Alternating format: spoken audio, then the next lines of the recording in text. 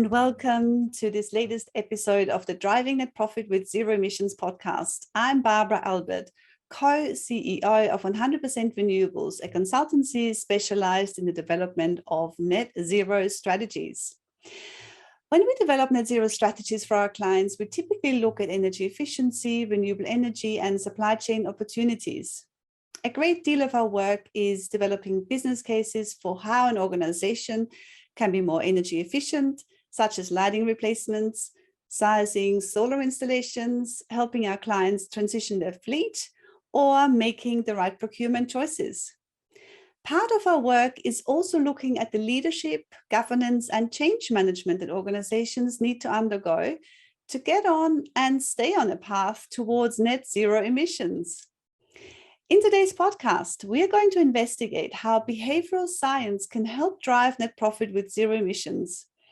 We want to look into how organizations can inspire and motivate their employees, suppliers, and customers to make and sustain changes in behavior at all levels that makes driving towards net zero emissions possible, collaborative, and successful. Joining me today are Dr Juliette Tobias-Webb and Dr Philipe Bujold. Dr Juliette Tobias-Webb is a Chief Behavioural Scientist, Senior MBA Lecturer, superstar of STEM, and soon-to-be Antarctica explorer. Juliette has a PhD in experimental psychology from Cambridge University and has worked for a range of leading government and corporate organizations to develop programs of work encouraging and measuring positive behavior change. She has a range of academic and commercial experience and runs her own behavioral science consultancy. She has published articles in many leading neuroscience and psychology journals and is featured in a range of media outlets such as Triple J Hack and the Australian Financial Review. Dr Philipe Bujold is an applied behavioral scientist at RARE, a global nonprofit that for the last 45 years has been a leader in environmental behavior change efforts. Based out their internal nudge unit, the Center for Behavior and the Environment, Philipe's work focuses on translating the latest insights from the behavioral sciences into behavior change interventions for the commercial, government, and nonprofit sectors. He holds a PhD in behavioral neuroscience from the University of Cambridge, where prior to joining RARE, he studied how the brain's biological constraints lead to predictable biases in the way we make choices. Hi, Juliette and Philipe, and welcome to the Driving Net Profit with Zero Emissions show. Philipe, having just started a podcast with your bio, you studied how the brain's biological constraints lead to predictable biases. I have always been interested in the biases we have as humans. Could you tell us more about predictable biases and whether they are related to cognitive biases? Yeah, definitely. So that's something we're going to dig into today also. But to give you a quick introduction of kind of what a choice bias or a cognitive bias is, it's a pattern of behavior that is replicable, that happens because of a specific context or because of a specific variable being presented to someone. So to put that into perspective, most humans, for example, have this bias where we are risk averse. So we tend to dislike options that are presented to us that are uncertain. And that is a cognitive bias. So in a given situation, if you present someone with something that is uncertain, will usually avoid it. And we say that biases choices, and that's what I studied before joining RARE. And Juliette, I noticed in your bio that it says you're an Antarctica or soon to be Antarctica explorer. Tell us more about that. Yeah, look, I'm part of a cohort of 100 women going to Antarctica to look at basically how we can help with the impact of climate change. And from a behavioural perspective, obviously, there's many solutions to climate change. I'm definitely supportive that there will be technology solutions, there'll be a variety of solutions, but behaviour change is often a key element there. We've got to change people's behaviour. So what exactly is behavioural science? So behavioural science is really about understanding and then designing for human decision making. It can can sort of vary from a variety of different contexts. We know our behaviour changes sometimes at work, from home life, but really, so what behavioural scientists do is they bring in the latest kind of research and evidence from economics, from psychology, from a range of different academic disciplines to and combine them in a practical way to therefore understand and shift behaviour. If I can give an example, so from previously, and we still actually do this, but previously economists really thought that people were these very rational beings. So they operated in their best interest. They calculated the cost of benefits of all their actions. But what we know is that actually humans aren't like that. We act more like Homer Simpson, and we have those dull moments. We walk to a buffet and we don't calculate the cost and benefit of everything that we eat. We often act against our self-interest. So if you've ever tried to save for something, and then in the immediate time of even after just committing to saving, spending more money, then you do realize, right, that we are these irrational beings. And yet, even today, even though I said we've kind of shifted from that from an economic perspective, people and individuals still design for these rational human beings. So if you've ever sent a really long email or received a really long email and expected others to read it, or you've been expected to read it, then you know that we're still kind of not always designing for humans as we are, but rather these kind of traditional economic beings. So behavioural science is really about understanding again and developing solutions to help people make better decisions for themselves and shift people's behaviour in positive ways. I'm fascinated by behavioral science, and also by the fact that most of our decisions happen on autopilot most of the times. And I also know from personal experience that there are only so many active decisions I can make and problems I can solve throughout the day before it's enough and I know that it's time for a break. So I'd like to find out more from you what really drives our behavior. Yes, I could probably jump in on this one. So as Juliette was saying, kind of the way behavioral science thinks about decision making, if you want a simple analogy, we think about it in two systems. So there's one that is more automatic, and it's what she was explaining. It's the more irrational side. It's efficient and fast, but it's the one that's also prone to cognitive biases, like I was talking about earlier. But then there's also another version of basically our decision making that is more rational, that is slower, and that is more thought of, if you want. That's the one we like to think of ourselves as. And when you think about decision making, you really have to see these two systems as kind of a spectrum and target and think about basically what system is driving a specific decision, and also how different variables in someone's environment are going to be interacting with the system. So one really good way of thinking about this, so at Rare, we try to simplify everything, and we think of it as there's 6 basically behavior change levers that apply to our decision making. And 3 of them are going to be really targeting this more rational side of us, so that the second system, and 3 of them are going to be targeting this more irrational side. So the first 3 are the ones that we actually tend to think of when we think behavior change. It's things like rules and regulations, so putting in place new laws, material incentives, so changing the cost of things, or even information, which is what most people do in this field. It's really pump people with information. But there's also 3 other things that drive behavior, and that's really our social environment. We are social beings. We like to look at what others are doing and think about how others are thinking about us. So that drives a lot of behavior. We are also emotional beings. So a lot of the time we like to think we're super, super rational, but emotions drive a lot of our decisions. And the last part, the last lever here, is what we call choice architecture. Right? So for anyone who's ever heard of nudging, and nudging works basically because we can change different aspects of choices, of our choice environment, to basically encourage specific options to be selected by different people. So when I go to the grocery store, for example, what I see on food is a price and usually calories, or I think in Australia it's kilojoules. And so when you look at these things, basically your attention is drawn to price and kilojoules. But in that decision, you could also be thinking about the carbon footprint of the food, where it's coming from, but our attention is not drawn to that. And so if you change this is what we call choice architecture. It's essentially where you drive attention and what you remind people of in a specific decision. So again, it's kind of these 6 levers. 3 are the more rational, 3 are the more irrational, but that's how we think about what drives behavior. That's so interesting. So you mentioned choice architecture. So you said that if the label on packaging showed us additional information, so not just the beloved kilojoules and the carbohydrates, the proteins, the price, whatever else is on the label, but what if it showed us the carbon footprint?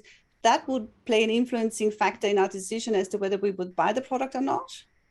Yeah, so it depends, obviously, what is inherently driving your decision making. So if you're someone who doesn't really care about your carbon footprint, that probably wouldn't change much. But let's say you are someone who sees themselves as a green person who cares about their carbon footprint. At that moment of decision, if you see actually what is the carbon impact of selecting a food, that will have an impact on your decision. So it's not just about price, it's not just about kilojoules anymore. You have another variable that you're paying attention to. And there have been studies on this that actually do show that people do reduce, for example, meat consumption when they do see the carbon footprint of meat. So it is a tiny, tiny thing you could do in the environment, and it's what we call choice architecture. And it is a very important part of how you change people's behavior. Yeah, and if I could add, I think, what we're saying before about there are different levers. And so sometimes there'll be more effective levers than others. And sometimes there are kind of core levers. So if we think about the laws and regulations, that's really useful to help people and guide people in what they should do. But most people that we know, I'm not going to point any fingers here, but most people that we know that you shouldn't speed and have probably drifted over the speed limit every now and again, right? So we know rules and regulations, but people still break those or forget about them or in the moment, go over them. Similarly, we talked about sometimes information is really good. People need to know what is good and what is bad behavior or how to eat healthy, but it doesn't stop us. We all know or most of us know at least some indication of how we should eat healthier, but we don't always do that. And then there's the in the moment kind of aspects or the choice architecture as well of then how do you in the moment direct people's attention or think about their choice architecture in that way. So I think that's also really useful to think about is especially thinking particularly about climate changes, there'll be different phases, particularly based on the different countries or companies of where they need to start first. But all of those aspects are really important to have in place and think about. Yeah, it's such a good comment. I want to turn our attention to behavior change programs, how they've typically been run in the past. How have organizations gone about behavior change in relation to energy or climate? In our experience, behavior change in organizations has typically been about running campaigns and putting stickers on bins and making sure that equipment is turned off, like flick the switch to turn off the lights. Do you think that this is an effective way to achieve sustained change? And if not, what will be flawed about that approach? What makes that approach work or not work? Yeah, so in addition to kind of what you're saying, one big thing that we see a lot, especially when it comes to climate change, is that the general solution is either make it more expensive or make basically the green option cheaper or information, right? Give people information. And then there's this other aspect of what you're mentioning where it's like put stickers on things, show people reminders. So these three things are three different levers.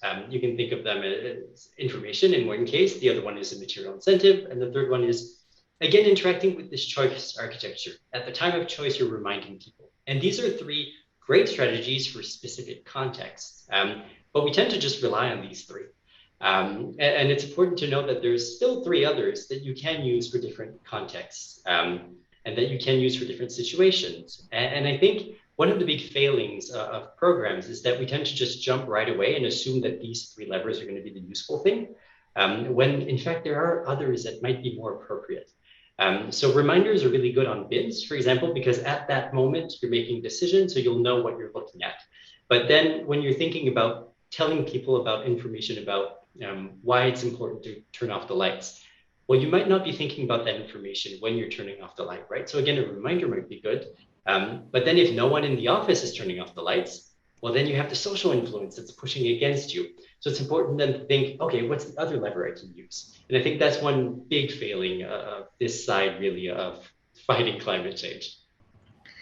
Yeah, and I would say it's jumping into the solution phase too early. So actually really understanding, having first of all like a clear definition of the behaviour that you want to change. So obviously climate change is quite large. So it could be we want people to, and even saving energy. How do we get an organisation to save on energy or something is a large goal with not a clear, or could have many behaviours. So sometimes it's really useful for organisations to just say, what is the behaviour that will achieve that, where it's getting people to flick off the switches like right before they leave or something like that. So clear on their behaviour to begin, then understanding why it doesn't happen can actually save companies a lot, right, before they implement something that doesn't work. So actually understanding why that behaviour isn't occurring. Often we think that can take a lot of time, but it doesn't have to. But actually going out and either doing it yourself or hearing from the people that are engaging in that behaviour is really important. So defining the problem, understanding why it's happening, and then going into that solution phase, because we naturally, I mean, working with different organisations for 10 years, everyone goes and thinks that they know what the solution is. But if you miss it, you miss the opportunity. You can miss a higher impact opportunity, or you can build something that doesn't work, and it's because you haven't addressed the actual why it's happening. And then the kind of experimentation phase as well. Like, let's test this and see what the actual return on investment is and how much this actually did shift people's behaviour. Yeah, that makes sense. So you start with the why, you look at the behaviour that you want to change, and then you define solutions that might work in helping you achieve the objective. Now, what if the objective is to achieve net zero emissions? I'd like to talk about how behavioural science can help us with that. So for the listeners that don't know, net zero emissions is a state where, on balance, we don't add more greenhouse gas emissions to the atmosphere than we are removing. And to achieve this, we need to reforest, be more energy efficient, install solar panels on our roofs, use battery storage, purchase renewables, enable a circular economy, transition our vehicles to electric, phase out gas, change our industrial processes and optimize our agricultural systems, implement supply chain initiatives. The list is big. Most of these measures will require some degree of behavioral change, because it ultimately is about people making decisions. People, policymakers and businesses need to make active choices to implement these changes. So in my opinion, I see multiple aspects of how behavioral science can help us achieve net zero emissions. And because this podcast is about companies leading in climate action, I'd like to dive deeper into how behavioral science can be used to achieve net zero emissions for organizations. So firstly, I'm interested in how companies themselves need to make the decision to achieve net zero emissions, to hear about the science, to hear about what their peers are doing, for instance. So how does behavioral science help explain and achieve net zero emissions there? And secondly, how leaders can engage their employees to work towards net zero, or alternatively, where we have green champions in organizations, how employees can drive their companies, their employers, to go and commit to a net zero goal and to work towards achieving that. So how do you think behavioral science can help with all of that? Yeah, so I'll chime in first and give you the high level, and then I think, Philip, you can go into the detail, because you've got lots of experience and practical examples from that. So first of all, one of the questions that you were asking is kind of, how do you get that commitment and change at an organizational level? And that has to come from the leadership table and a leadership decision making. So often when we think of behavior change at a higher level, to get good change and cultural change, often you need buy-in at the leadership table, as I said. So those leaders must have a leadership shadow. They must walk the talk. They must be attending the meetings that they need to, right? They've got to lead. They've got to have the leadership shadow that says that there is a commitment there. Part of that then is it needs to trickle down. So there needs to be a normative expectation. So remember, we're really influenced by people's social norms. So teams need to be engaging, and there needs to be a kind of norm, whether that's communicated or shown throughout the organisation, that this is that people are committed to doing this and to achieving net zero, that the company is, so that there's that team level shift as well. Then there is the choice architecture type of aspect that we're thinking about. How is the organisation set up to help people make decisions in a better way to achieve that net zero? And I'll come back to that in one point. And then there's also the KPIs, how people incentivized as well. So if it's a really large commitment, how do you remind people at key touch points? And one of those might be KPIs, one of those might be performance aspects, like you touch on values, like, hey, how did you meet these different values over the last 6 months? And that's sometimes linked to KPIs. So you can start to think about that in that level. So there's some of the broad overall aspects. But Juliette, what about employees and influencing the companies? Would that also work from bottom up? Yeah, so definitely. So you've got, there'll definitely be a bottom-up aspect as well. So, and you're seeing this, so you're starting to see this, organisations becoming much more customer-centric. You kind of saw this through the Royal Commission and the banking aspect that happened, where you're definitely getting this customer push to be, and staff push to be more, and even stakeholder push to be more sustainable and to achieve net zero. And so companies are having to build this into their policy. But then for it to change within the company, you also have to have it occur at a commitment from a leadership level. And then that's got to trickle down to show that there's buy-in there and that there's interest there, and that your behaviour is supported to act in that way. So that cultural change.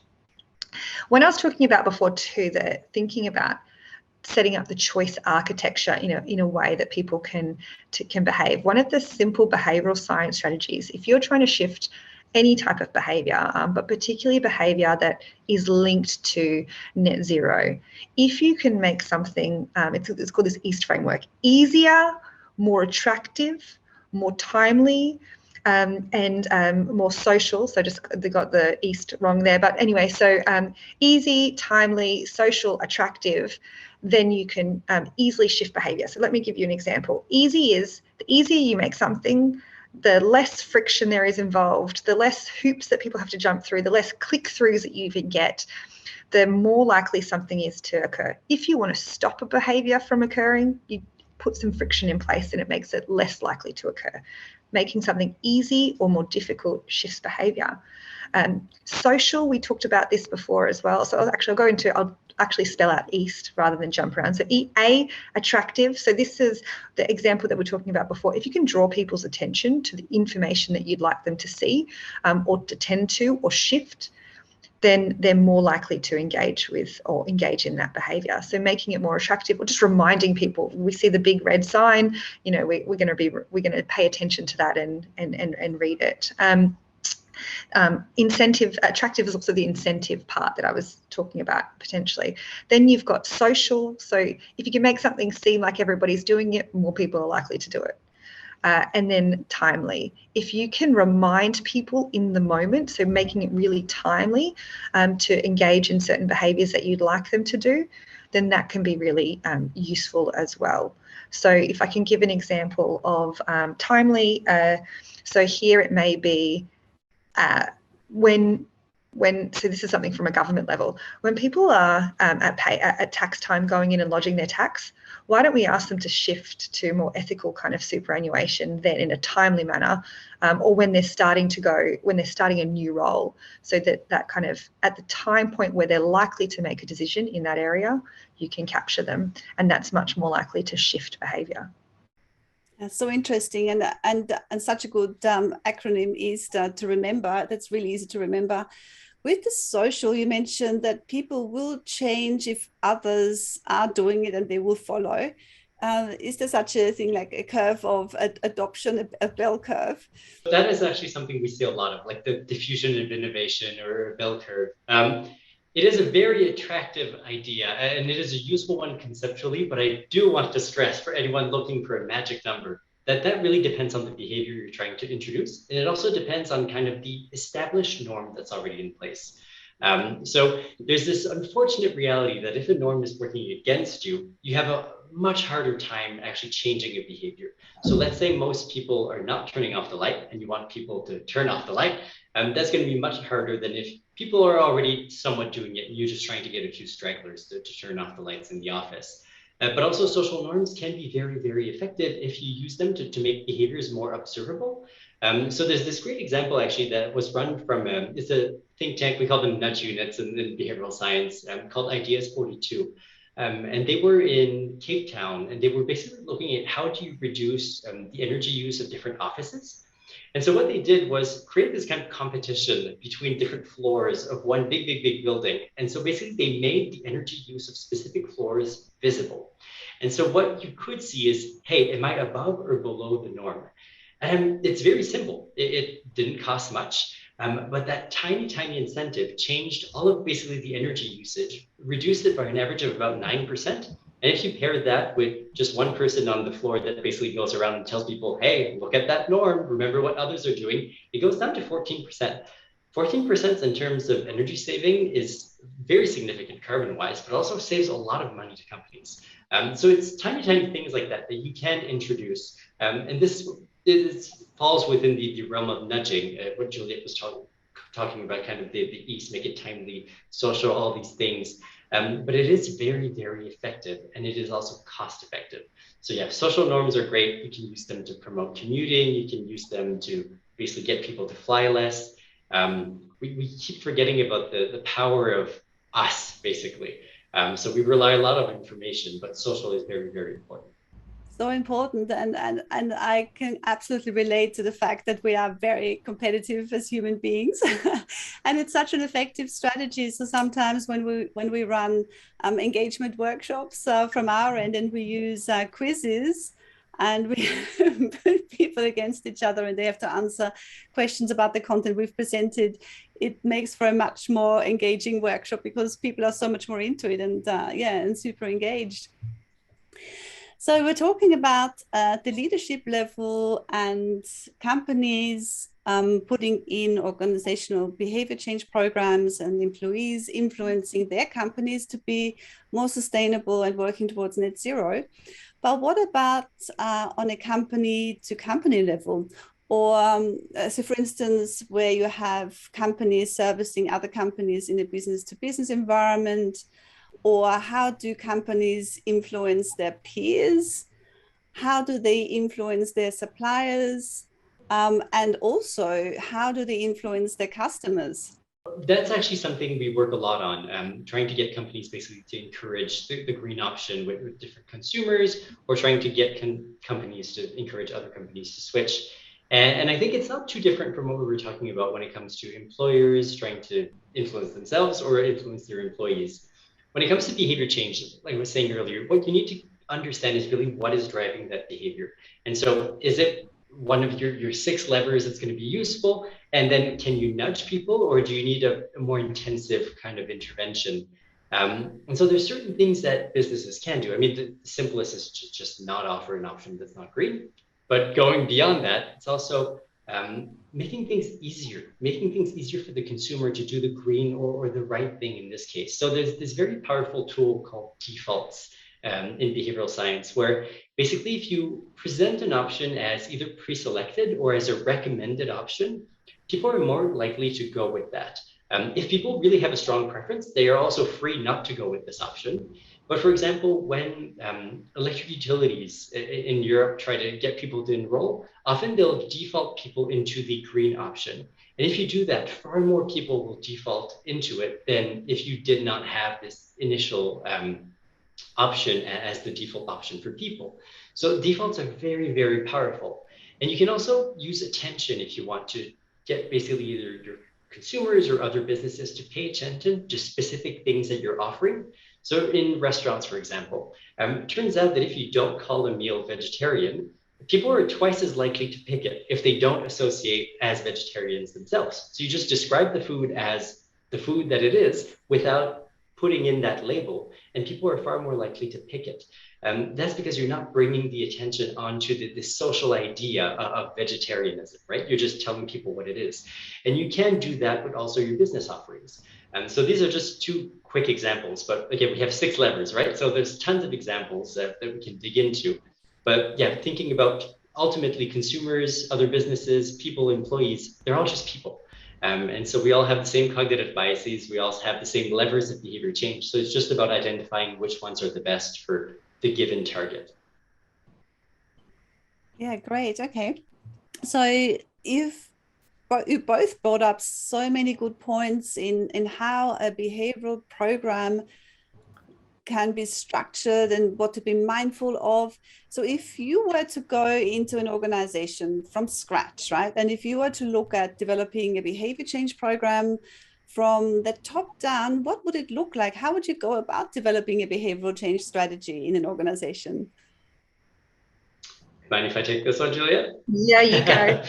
Perfect. So actually, that's kind of our bread and butter here at Rare. It's really trying to understand problems from both a behavioral science and a design perspective. So we try to merge the two. And we actually have our own little framework, but it's not too different from other people working in this sphere. And basically what you're going to try and do right away is to identify not necessarily the outcome right away, but what is the behavior that will lead to the outcome. And so that's really the first step that we always do when we go into a new business. What is the behavior that you want to change? Especially when we think about Netzero, there's a lot of different things you can do. So we just pick a behavior, what is the best, and we'll focus on that. Then what we do is we try to spend as much time as possible understanding who are the people doing this behavior, what is blocking them from doing it, and what is motivating them to do it. And again, we put all of this into the framework of the 6 levers of behavior change, trying to really understand what are the drivers, what are the barriers. And so it's kind of this first 2-step process that's very important. And then that's when the science begins. We start building hypotheses. So if I change this one lever, do I expect this behavior to change? And a lot of the time, what we're going to do is just say, oh, well, people don't know, right? So we'll give them more information. But we're trying to avoid this step and basically build a hypothesis on other things. Maybe it is information, but maybe it's not. So you don't want to assume, so you hypothesize, and then we get to play with the evidence. So that's something that behavioral scientists are very good at. We start looking at all the literature and see who has done what tools are available to us, what exists, what doesn't exist, what is proven, what is unproven yet. Again, not relying on assumptions. You build kind of this prototype, and then you test it. And these are kind of the 5 first steps that we always do when we develop a new program, either for ourselves or for another company. We go through these 5 first steps, and then afterwards you try to scale with what you have. So you have learning, basically you have lessons learned, and then you take that, you modify your intervention, and then you deploy at scale. So it's a step-by-step process. It's iterative, but you don't have to stick to it constantly going from one to the other. You can come back. But what we really want is to emphasize never to assume anything and always to think about the audience you're I was just going to add, yeah, like the value of being a behavioral scientist is we bring the kind of tools and frameworks, and we work in a collaborative approach. So generally speaking, the organizations that we work with, they have the knowledge and the expertise of how to get there, but it's about structuring their thinking in a way to then, so we've got the behavioral insights, but they've got the contextual understanding that we require. So I really value it because it's a collaborative approach, which means that different teams get to learn new skills and to get to build, their knowledge and expertise in different areas, as do we do. But the framework around really defining that behaviour, which often is one of the most challenging parts, but but most organizations kind of assume that they know what the behavior is, and then when you get in there, they're like, oh, hold on. So which is super interesting in itself. Then that understanding kind of phase, really thinking about what are the barriers and facilitators and then the design and the test. And I think that's a key aspect too, again, is what organizations and design teams specifically are often taught is to just continue to build, and often KPIs are around continuing to build rather than continuing to test and learn. And that's a problem in itself. I mean, maybe I'm biased there, but so what happens then is it's continually building of ideas, but without understanding what's actually effective and what's, you know, the highest value of investment as well, across all different areas, but also within this aspect. So right now, you know, there are a lot of teams rolling out different ideas and interventions about how to get net zero. But if you stop to ask what is the most effective, how are you measuring that effectiveness, and how do you actually know it works, I would say a lot of organisations wouldn't be too sure. I mean, there's a little bit more measurement focused at the moment with this, but so that actual key learning and being able to understand is really important. The measurement aspect is very, very important. Yeah, definitely echo that. It's a clear lack, not a lot of testing being done across the board when it comes to especially climate solutions. So yeah, a key point there mentioned by Julia. And I do want to park that for a bit, because I actually want to ask a whole question on how we can successfully measure a behavior change program. But I do want to go back to what you guys said earlier. You would look at the behavior you want to change, prioritize, you pick the one and you start with that, and it's a stepped implementation approach. It's agile. You're looking for feedback, you change if it doesn't work, and that's how you design a behavioral strategy really well.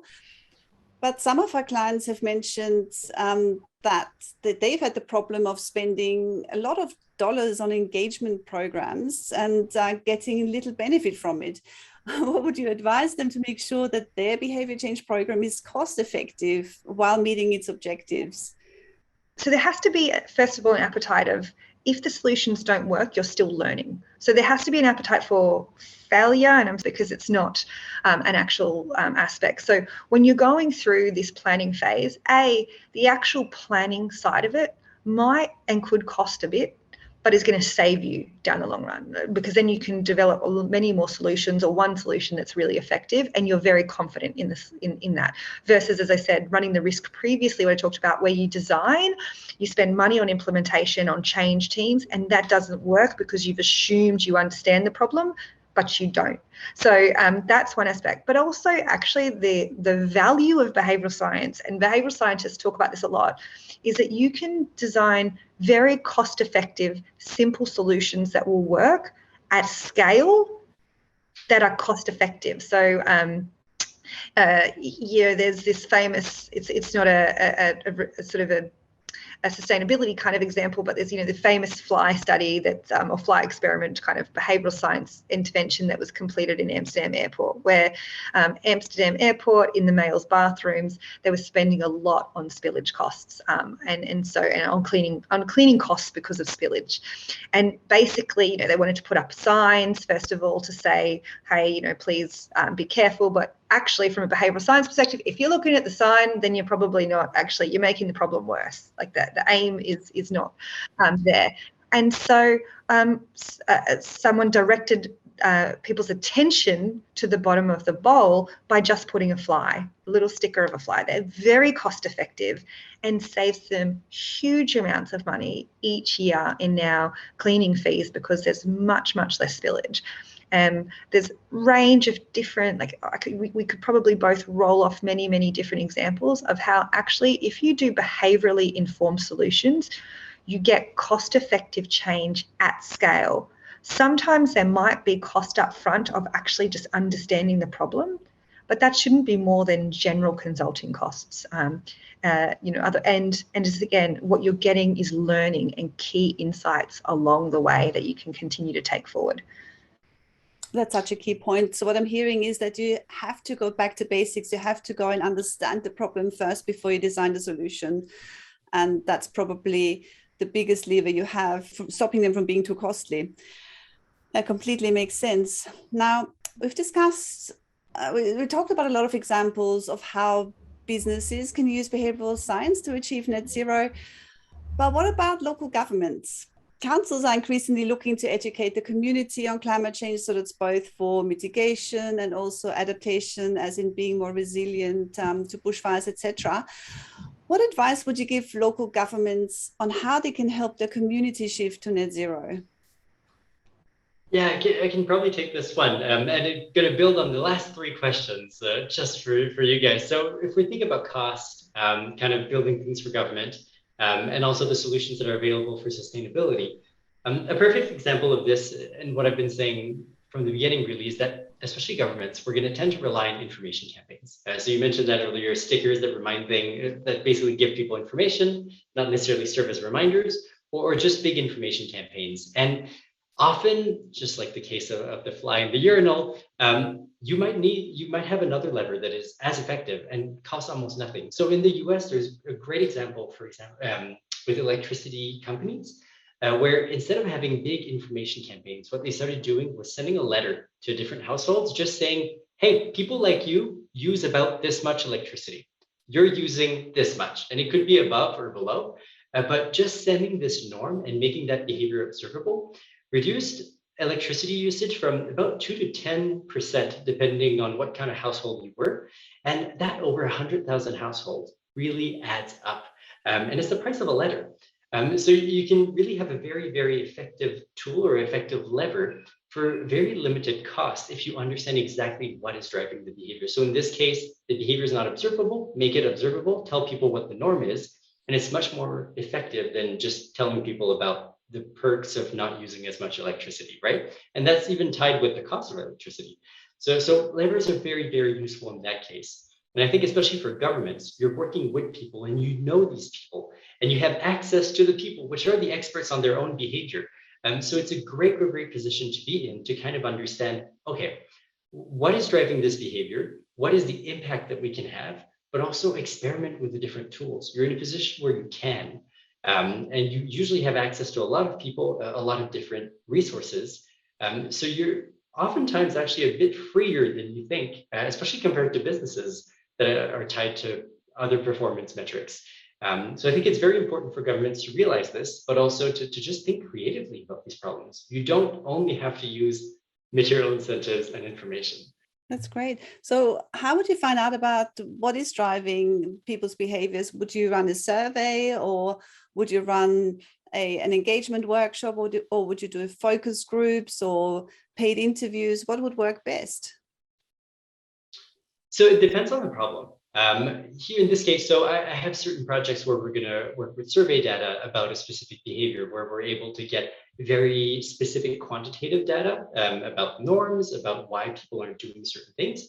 But usually you don't start with quantitative data right away, right? If you don't understand a problem, run interviews with people, ask people directly what's stopping them, what would encourage them to do something. So what's great with the behavioral sciences is that, I think we're a perfect example. I'm a neuroscientist. I work very much with a lot of quantitative data. And then Juliette here is a psychologist. She probably has as much experience with quantitative data, but also qualitative data. And we also have anthropologists, sociologists in the field. So everyone has an expertise in specific types of data collection. And we tend to use all of it. So we don't just say we're going to look at one type of information and stick to it. We really say, okay, what is available to us and what is the best tool to understand what we need to know? And I think that's something where a collaboration with a behavioral scientist or a sociologist, psychologist, whatever you want to call them, as long as they study behavior, is going to be a huge advantage for these groups. Great. Okay. So I want to talk about COVID and what we can learn from the recent experience. Much of our behavior is habitual, such as jumping on the plane to go to Melbourne, but the recent pandemic has shown us that major disruptions are capable of reshaping our entire social practices quickly and across the whole country, such as, for instance, working from home, conducting meetings online, which, by the way, is great from an emissions perspective. But on another level, COVID has also shown us that many, not all, but many businesses can change really rapidly. So for instance, previously, some businesses would have discouraged people to work from home, but then they had to adapt really quickly. So behaviors were adapted and practices and even the work culture was adapted, and companies had to innovate to remain successful and to stay in business or maybe even increase their business. Is it possible that companies can apply this learning to climate change as well? Can businesses identify with the immediacy of needing to act on climate change the need to innovate, to adapt, and to change their business to slash emissions really quickly while remaining profitable? Or are climate impacts just not tangible enough to inspire this kind of step change in behavior? And we will largely revert back to business as usual once the restrictions are lifted, accepting the things that you think will stick. I think that the COVID situation is a great example of learning, but it's also a great example of how behavioral science is not going to be the solution to everything. And we've seen great uses of behavioral science through the COVID pandemic, and also terrible uses of it. But it's a great learning opportunity. It's what Juliette was talking about earlier. We're testing things, we're learning, and we're talking about failures here. I think the best thing that we can learn from COVID, though, is probably that as we're going to re-emerge out of this, and as we are reopening, basically it's the perfect time to start establishing new habits with your employers, your employees, or to start really shifting kind of what are the incentives for companies to be doing specific things. So during COVID, most of us were kind of forced to change, or companies were forced to change because there were real immediate impacts. So you didn't want your employees to get sick, or you didn't want the threat of being sued by your employees if they got sick, right? These are very real impacts that could happen in the present. With climate change, obviously the impacts will happen slightly later. So there's obviously a huge aspect of policy that has to be introduced at some point to align material incentives with kind of the realities of climate change. But then also, we are reopening. We are starting this out of COVID. So what are the internal incentives that companies can start putting in place to help people shift their behavior now that we are returning to the office, that we are commuting again?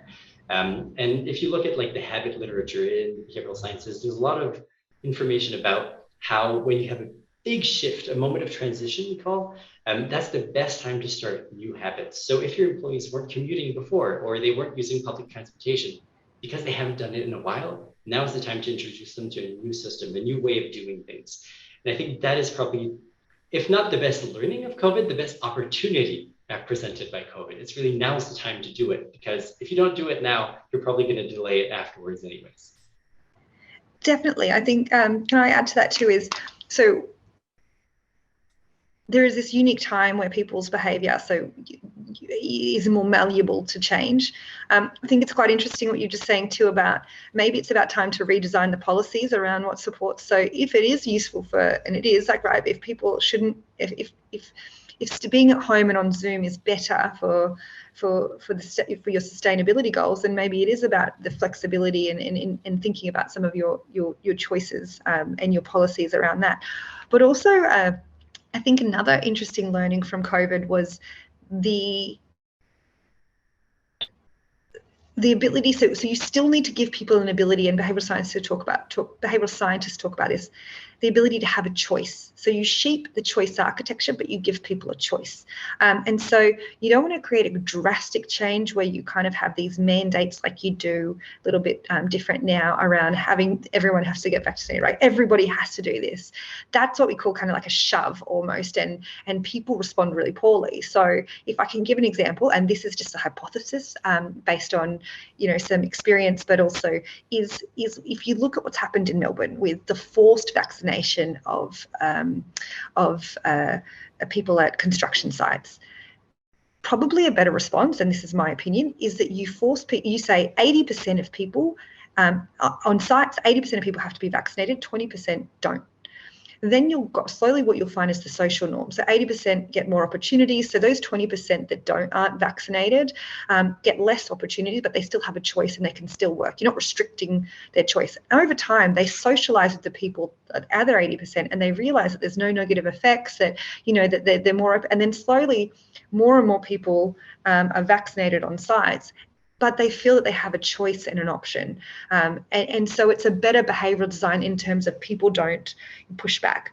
More complicated because of COVID. So, I don't want to get into the do's and don'ts of that. But in the case of thinking about encouraging people's behaviour towards climate change and towards these sustainability efforts, it's still about giving them the choice, but making the desired choice and decision much more easy to engage in, or, that's where this comes into play as well.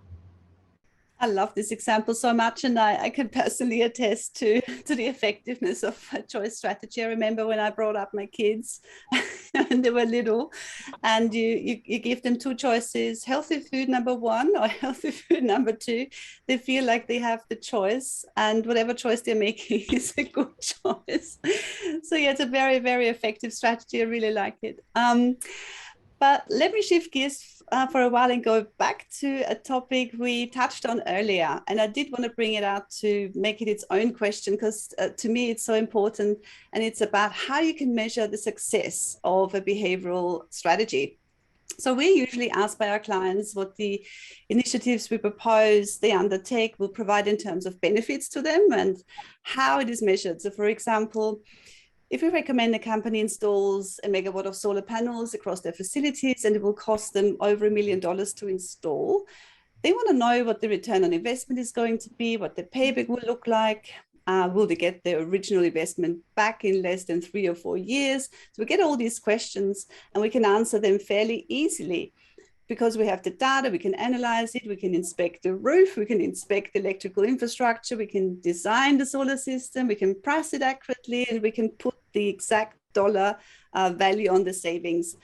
But behavior change initiatives might be less clear, or the benefits might be less clear, and overall it's less tangible. So can you talk us through what kind of evidence you would typically bring to convince an organization to implement behavior change, and importantly, how you would measure the benefits? Yeah, so I think what you described first is actually the first hurdle we face as behavioral scientists. A lot of people will look at engineers when designing a technological solution, but when we look at behavior, most people rely on their own assumptions or their own expertise. But it's important to know that it's not because we walk on roads every day that we're all engineers, right? And it's not because we make choices every day that we fully understand the whole scope of biases and behaviors that can occur. So I think that that's the first step, the mindset that really needs to change. It's how people look at behavior change, and not as an assumption or a thing to test, but really as a science that needs to be established and used. And then from that point onwards, if you engage with behavioral scientists or you go through a framework, you'll notice that maybe 20, 30 years ago, we wouldn't have the same accuracy in behavior change predictions that we have now. But with the amount of evidence we now have these days, there's actually a lot of precision in what we can expect in terms of behavior change. So we know that nudges, for example, at scale usually lead to 1 to 2% behavior change. So if you want to deploy one specific nudge, you already know that you can expect probably a 1 to 2% change in, let's say, employees eating less meat or employees flying less. When you think about defaults, we know that's around a 25% change. So defaults we've talked about a bit earlier. Social norms also have predictions. So we have these ranges now that we can actually use to look at what success might look like, and also what predictions and investments might be worth it. And that's something that also is replicated when you look at engineering. People will be given a range of what are the possible risks, what are the possible costs, what are the possible benefits. And it's the same thing when it comes to behavior change. So I think in one sense, it's a mind shift that has to happen. And maybe behavioral scientists, we haven't been as great as we'd like to think at showing people that this is a science and that results are reliable, but we are now at the point where they are. And I think that's very important to recognize, that we can make good predictions. And then if you're unsure, just divide all of your different steps into, we call this a theory of change, but basically a step-by-step process where you can look at what are the behaviors that have to change, but to change, what are the beliefs or the barriers that have to change. And so you can make predictions of how many of these barriers and beliefs have to change before a set amount of behaviors will also change. And you can have all of these different properties that you're measuring as you go through your project to know, is this successful? Is this what you expect? Or do you have to realign your expectations? Also, I think you just made a really key example is when we set the behavior up front, we try and make it measurable so that you can add metrics to that. So, changing, we want to reduce the percentage of people that eat meat by 2%. Generally, you will be able to, maybe work with a company where you can track, so maybe it's Google and you can track how many of their employees are eating meat, right? Or their meat weight or consumption. So we often make a strong case to link the behavior to something that is trackable right up front. Then the savings at the end, is also, so, it's about learning the language of different stakeholders and what's of interest to them. And even if you're working with researchers, what's of interest to them, and making a cohesive story there.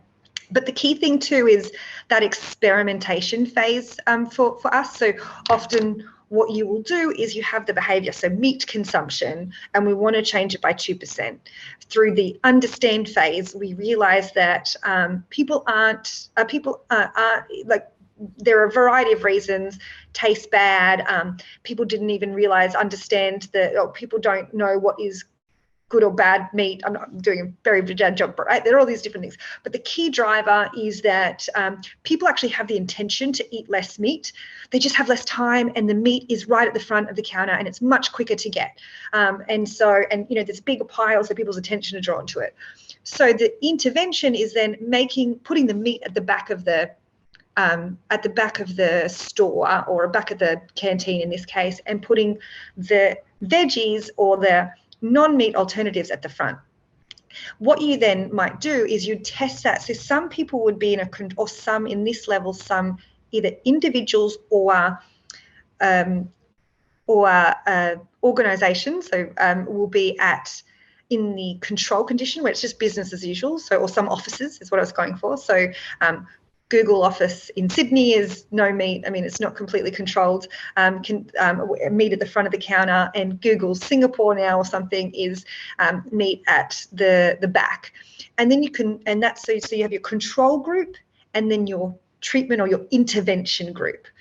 And then you still measure the end outcome. And then that's how you can see the change and the value. If you roll it out to everyone straight away, the change that you see may be because of your intervention, but it may not be. So if I can give an example, a very broad example. So when I was working at Commonwealth Bank looking at financial wellbeing, it was very different. But one intervention that we rolled out in October, and we looked at the results in December and January. We wanted to reduce people's transactions in a certain area.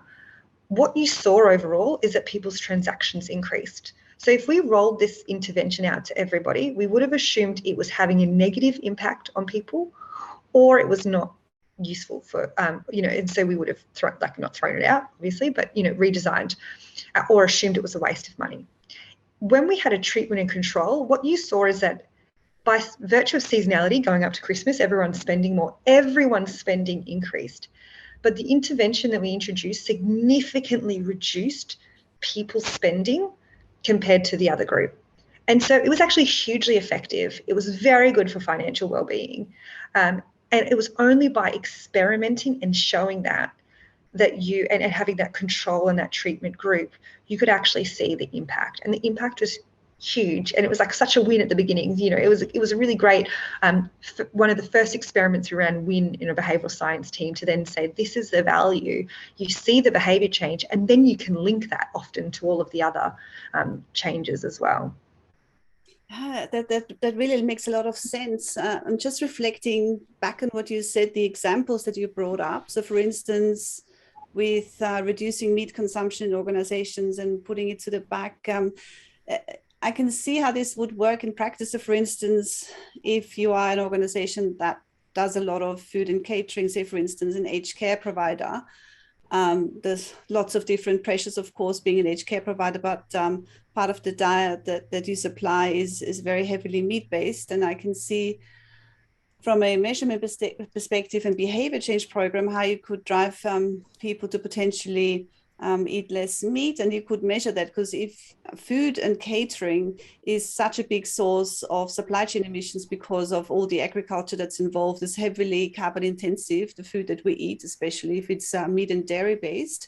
So if you could measure that in terms of emissions by looking at the expenditure that goes to meat-based products, dairy-based products, and see what kind of effect this has. So there's so many ways you can actually pinpoint that in measuring it accurately, just like you said before. So obviously there's lots of benefit in these programs, and you can measure success, and it's by making sure that you define the metrics upfront. I think that was also a really key point, that you have the trackable metrics defined when you start, so that you can make sure to measure that. But apart from the obvious aspects of making sure that the behavior has now changed and the emissions have now reduced, do you think that there is an additional benefit of having inspired staff and alignment on something like climate throughout the organization? Does it have lots of other benefits as well that could be measured, like, for instance, indirect benefits? Do you mean staff like champions of change? Is that what you're sort of asking? Or are you meaning benefits to staff? Because so I work on a lot of social impact projects where, again, so if I can think about, so I did my PhD in gambling behavior. I've worked with some companies looking at how you can design better for gambling, particularly in banks. And the individuals love that, because they actually feel like from a purpose perspective that their role is having a greater impact on the external world, other than them just turning up to work, or sometimes feeling like, unfortunately, like a clog in the wheel, right? Is that they're really making positive change. They're working towards something bigger. So there is that aspect. The hard thing is, as we talked about before, climate change is something that we're going to see the benefits of in the very distant future. So thinking about the reward in the moment, so whether or not that's even feedback, look, your phone tells you that you've actually saved now the equivalent of 1 year of, I'm not quite sure, or fill up something that feels really good, then that feedback aspect is quite good. But that's a bit different then. So that's kind of how you motivate the staff versus then do you think we need some kind of champions of change, or which would help with the social aspect of the cultural norm? Yeah, and I was just wondering, because you have people, you motivate them, you do behavior change programs, you're successful in changing their behavior, but there must be something else as well, because you're rallying everyone behind one topic. And there must be so many other benefits for organizations than just like the behavior change, yes, the emissions reduction, yes, but to unite people on one topic, that must have additional benefits in terms of engagement and potentially employee acquisition or retention. There must be other benefits that could be potentially tracked as well, I'm thinking. Definitely. So can I just pull out one thing there? You do not have to rally the troops to get people's behavior to shift. So one of the key aspects here, and one of the most effective ways to change behavior, is through defaults, as we talked about, right? So we haven't rallied the troops in Australia to contribute more to our superannuation. It's a default option in some ways. So if you can make sure that the policy and the default is that every airline booked, you are carbon offset, or you emission offset. Sorry, so you know what I mean. That is much better. The lights that automatically go out when you leave the organisation is much better. The default than relying on the human who is more like Homer Simpson and forgets. We all forget things. So you don't have to at all. And even when you design the environment well, you don't have to do that to get a specific, oh yes, we're doing more for climate change. So we don't need to rally the troops to get the behaviour change that we need. But making the impact of their behaviour salient to kind of then potentially rally troops can have really significant benefits on morale, on just again, because people feel like they have a purpose, they feel like they're making a difference, they feel like their actions are having a broader influence, and they can see that. So two aspects there. Don't need to rally the troops. We can shift, and there's many studies that show you shift behaviour and people's attitudes change, but we want to still give people a choice.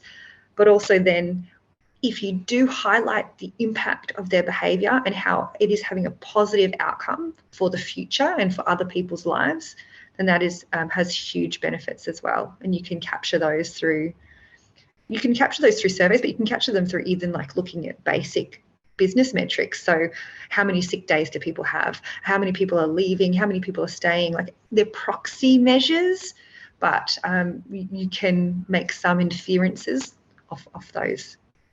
Yeah, if I can jump in very quickly, I think a great example is in what you're talking about, Barbara, here with kind of rallying the troops and all this. That's going to be part of your toolkit, right? So what Juliette described is, what if we don't use that in our toolkit? But then there's also ways to do use it.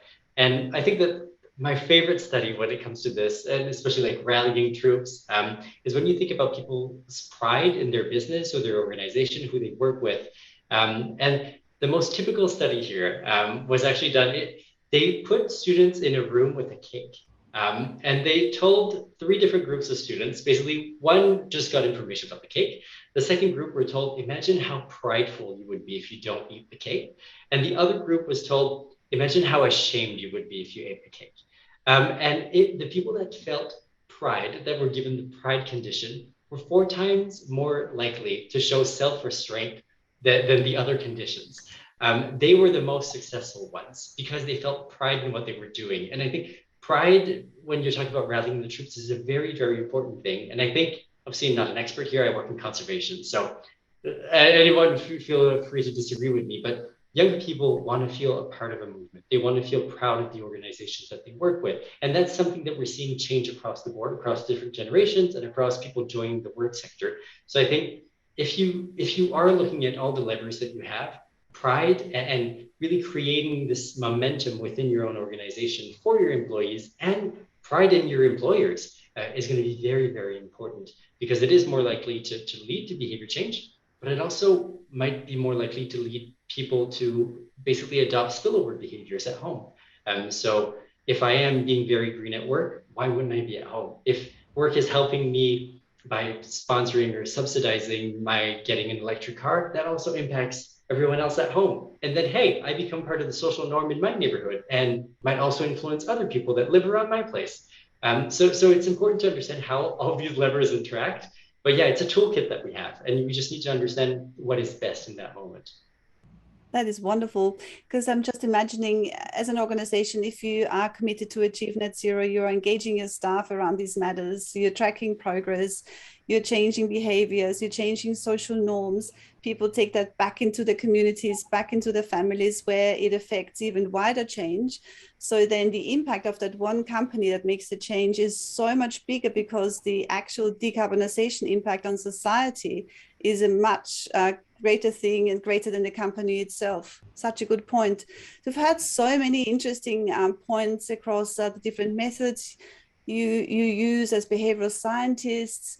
What would be your key takeaway messages for a company that is actually looking to engage their staff to help achieve net zero? What would you recommend?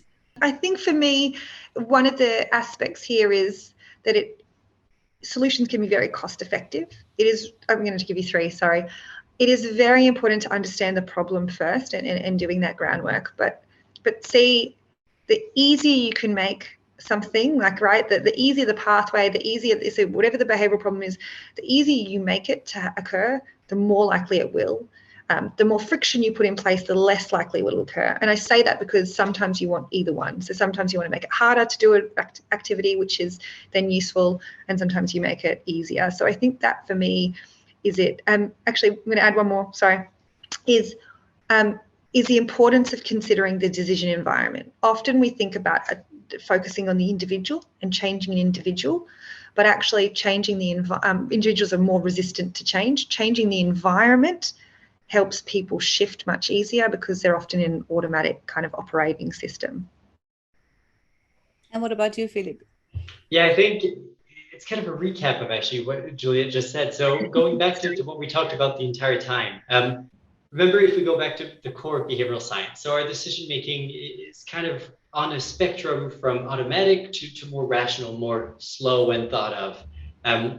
And what I really want listeners, I hope, to remember is that most of our decisions are not in the slow, rational side of the spectrum. They're really in this more automatic, very efficient, but very automatic and prone to biases side of our decision-making spectrum. So when you think about how to engage employees, how to change behavior, don't focus on only the levers that will affect the rational side. Really think about what Juliette was saying, the choice architecture, the social environment, and also the emotions that you want people to feel. And it's really creativity that's going to get us out of the climate change mess that we're in. And I think now more than ever, we are able to start leveraging the evidence tied to this creativity.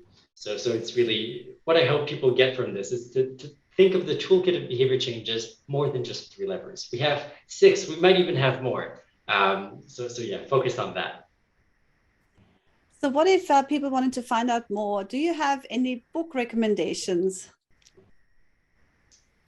Yeah, actually, if it's even simpler, we have a platform called behaviour.rare.org that I would really recommend people to go to. It kind of guides you through the process of how we design behavioral interventions and think about the different levers of behavior change. It gives case studies, gives examples of what you can do in your own business. So I would push people towards behaviour.rare.org. It's a free platform, and it's really there to help people make the shift towards greener behavior. Yeah, I would second that. I mean, the website is amazing. So like it has some really practical aspects. I mean, if there's books, there's a kind of even just general behavioral science books, without being, stereotypical, because it is like the Thinking Fast and Slow, like Daniel Kahneman, and the Nudge book, by Richard Thaler and Cass Sunstein. Like, I mean, they're kind of the basic 101 of behavioral science, but there's so many tools and companies out there too now looking and that have developed good aspects, good toolkits around this. So the East is the Behavioral Insights team. Ideas 42 do a lot, but also I think both of us are probably very approachable. So feel free to reach out to either of us, and we can kind of point you in the right direction, or answer some of the questions that people may have. How can people connect with you? So for me, LinkedIn, or I've got a website, behaviouralscience.com.au, which is has all my email and contact number. Or LinkedIn, Juliette Tobias-Webb. I was about to give my phone number, but I think that's not what you're asking. No, so you can either reach me also on LinkedIn or on Twitter. Anyone can DM me. So it's Philipe_Bujold. So my full name. Feel free to reach out. We're always there to help. So yeah, reach out with any questions about behavioral science. For our listeners, we'll put all the links and the book recommendations in, as well as the contact details of our guests in the show notes. That's all we have time for today. Thank you so much for your time, Juliette and Philippe. Thank you. Thank you. That was Dr. Philipe Bujold and Dr. Juliette Tobias-Webb talking about how behavioral science can help companies achieve net zero emissions. If you know another person who you think will enjoy this podcast, please let them know so that more people can hear about best practice stories of how organizations are moving to net zero emissions. Thanks for tuning in, and I'll see you in the next episode.